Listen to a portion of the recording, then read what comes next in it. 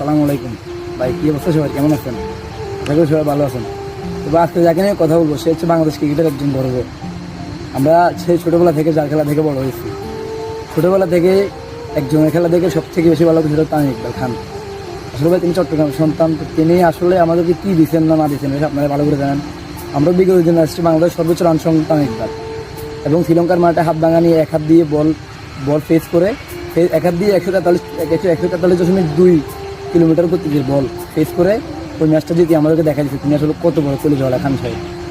আসলে তাকে নিয়ে আসলে কী বলবো, তাকে নিয়ে পুরো বাংলাদেশ জানে সে আসলে কী। আমরা আসলে কী হারাইলাম, আমরা বাংলাদেশ ক্রিকেটের একজন উজ্জ্বল নক্ষত্র। আমরা অতীত থেকে একদম ছোটোবেলা থেকে ক্রিকেটটা যাকে নিয়ে বুঝি সে হচ্ছে তামিম ইকবাল। একদম বাংলাদেশের মধ্যে এরকম কোনো লোক নাই তামিম ইকবালকে চিনে না। যখন আমরা একদম ছোটো তখন আমরা তার খেলা দেখতাম, লর্ডসের সেঞ্চুরি দেখছি আমরা, বাংলাদেশের মাটিতে তার অনেক সেঞ্চুরি দেখছি, তার সর্বোচ্চ 128 রান। এটা ইংল্যান্ডের চ্যাম্পিয়ন্স ট্রফিতে, এটা আমরা দেখছি চ্যাম্পিয়ন্স ট্রফিতে ইংল্যান্ডের মাটিতে 158 রানের ইনিংসটা আমরা দেখছি। তো আমরা অনেক ধরনের ম্যাচ দেখছি। তো আসলে ভাই আমরা বাংলাদেশ ক্রিকেট আসলে ভালো কিছু মূল্য জানা। তো সাকিব তামিম যেটা নিয়ে যেটাই হোক, আসলে এইসব বিষয় নিয়ে কথা বলার আমার কাজ নেই, কারণ আমি কারো ভক্ত না। তবে হ্যাঁ, এটা ঠিক আছে আমরা তামিমের ভক্ত। তবে হ্যাঁ, তামিমের ভক্ত কোন দিক থেকে? আমরা তামিমের ভক্ত হচ্ছে খেলা থেকে। তামিম যে ধরনের খেলা খেলে, তামিম যে ধরনের ওয়ানডেতে শট খেলে, T20-তে 117 স্ট্রাইক রেটে 70 ম্যাচ খেলে 1701 রান করে তামিম।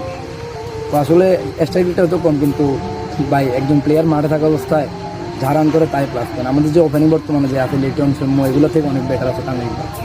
কিন্তু বাংলাদেশ ক্রিকেট অনেক কিছু হারাইছে। নেক্সট থেকে আশা করি তামিমকে দেখা হবে না। শুভকামনা তামিম বস। আসসালামু আলাইকুম, সবাই ভালো।